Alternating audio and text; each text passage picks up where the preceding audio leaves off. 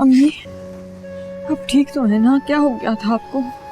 बिल्कुल ठीक हो, बल्कि अस्पताल में मुझे तुम्हारी ही फिक्र हो रही थी कि तुम घर आओगे, खाली घर देख के परेशान हो जाओगे। अल्लाह का शुक्र है कि तुम घर वापस आ गए हो। मैंने कहा था ना माँ कि खतीजा जल्दी सेहतयाब होकर अपने घर वापस आ जाएगी। देखो आ गई। ठीक हो? चल चाचा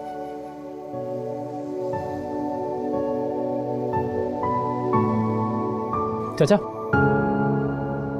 ये दवाइयाँ चाची की। अरे हाँ, बहुत बहुत शुक्रिया फैजान, तुमने बहुत साथ दिया मेरा बेटा। नहीं नहीं चाचा, आप क्या परायों वाली बातें कर रहे हैं। आपका पूरा हक है मुझ पे। आपको जब भी ज़रूरत हो, जब भी कोई काम हो, मुझे बुला लिया करें बस। बहुत शुक्रिया। दरवाज़ा बंद करके तो आ जाओ। जी जी।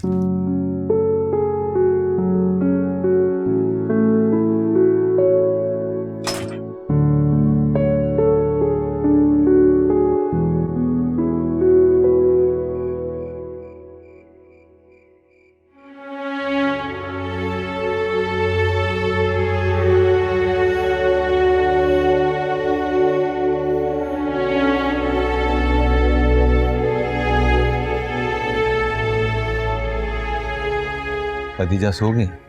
जी अभी अभी अम्मी को सुला के ही आ रही हूँ। बहुत मुश्किल से नींद आई है उन्हें। बाबा अचानक से अम्मी को क्या हो गया? बेटा ये जिंदगी इंसान को ना ऐसे ही हैरान करती है। पल में टोला पल में माशा। वो ठीक तो हो जाएंगी ना? हाँ क्यों नहीं बेटा, ठीक होंगी, क्यों नहीं होंगी। बहुत सारे अरमान हैं उसके जो उसने पूरे करने हैं।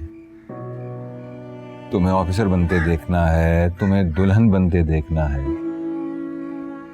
इतने सारे अरमान दिल में लिए वो कैसे जा सकती है? नहीं जाएगी वो। वहां बेटा खदीजा ने मुझसे एक ख्वाहिश का इजहार किया। कैसी ख्वाहिश बाबा? बेटा वो असद से मिलना चाहती है। उसने ये भी कहा है कि माँ नहीं चाहती कि मैं उससे मिलूं, लेकिन बेटा वो अपनी ममता के हाथों मजबूर है।